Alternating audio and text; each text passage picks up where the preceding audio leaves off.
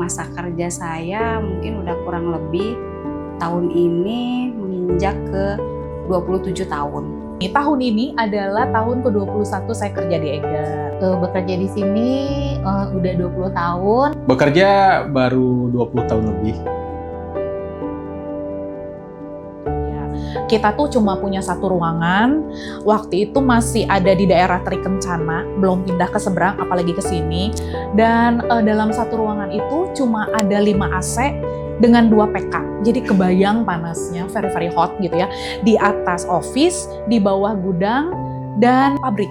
Awal masuknya di Egerindo karena dulu awal masuknya di retail, itu benar-benar yang struggle banget untuk mencari omset gitu. Karena untuk Eger sendiri pada saat itu orang masih belum familiar dengan brand Eger, karena pada saat itu ada brand besar yang udah cukup lama main di bidangnya. Jadi benar-benar kita tuh harus memperkenalkan dari sisi kualitas produknya tuh Eger tuh seberapa bagus untuk bisa dipakai di kalangan orang-orang outdoor.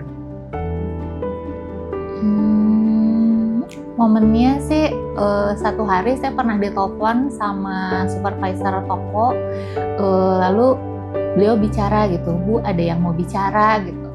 Saya terima teleponnya, lalu yang ternyata yang bicara sama saya itu adalah RA-nya. Lalu beliau bilang, "Ibu, terima kasih banyak untuk support-nya.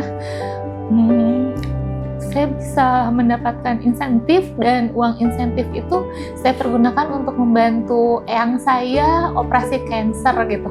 Saat itu saya mulai merasa bahwa pekerjaan ini ternyata berarti untuk orang banyak, dan saat itu saya merasa bahwa ini adalah titik balik saya, bahwa saya melangkahkan kaki ke kantor itu untuk ibadah, lalu untuk membantu mungkin ya, dan saya ingin berdampak untuk banyak orang gitu.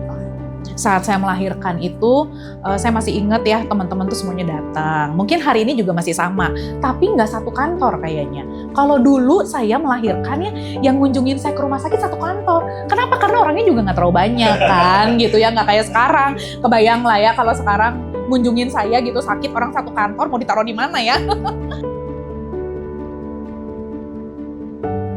Makanya saya bisa bertahan sampai sekarang tuh karena mungkin belum tentu kalau di tempat lain saya dengan atasan bisa seakrab untuk berkomunikasi, terus bertukar pikiran kan. Jadi di Egerindo tuh ya lebih seperti rumah kedua gitu. Kadang-kadang mungkin ya kadang suka ada yang cerita, kalau "Bu, gimana di tempat kerja?" Atau "Bu, kenapa jarang ngambil cuti?" gitu.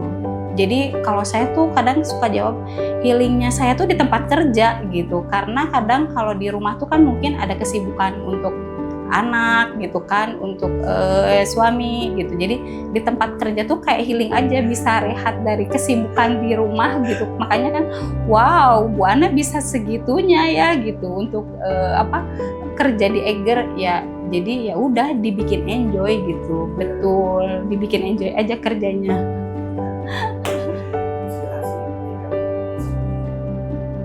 Yang pertama pasti orang tua ya, karena ya sangat berjasa sekali, mulai dari melahirkan, terus menyekolahkan. Di rumah kita belajar adab, etika, di sekolah kita belajar ilmu, di lingkungan kerja ya banyak juga sosok-sosok yang sangat inspiratif ya, termasuk di top manajemen itu sangat-sangat inspiratif sekali. Saya sangat respect terhadap Pak Kris. Terima kasih Pak Kris. Kris adalah sosok pemimpin yang sangat humanis, yang rasanya saat ini sulit ditemukan dan belum tergantikan. Terima kasih Pak Kris, dari hati saya yang terdalam saya ucapkan terima kasih.